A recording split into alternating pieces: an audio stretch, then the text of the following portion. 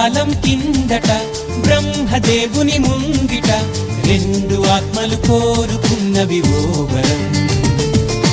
రూపురేఖలు వేరట, ఊపిరొకటే చాలట, ఆ వరాన్నే స్నేహమంటున్నాం మనం. కంటి పాపని కాపు కాసే జంట రెప్పల కాపలాగా నిండు చెలిమికి నువ్వు నేను నీడనివ్వాలి.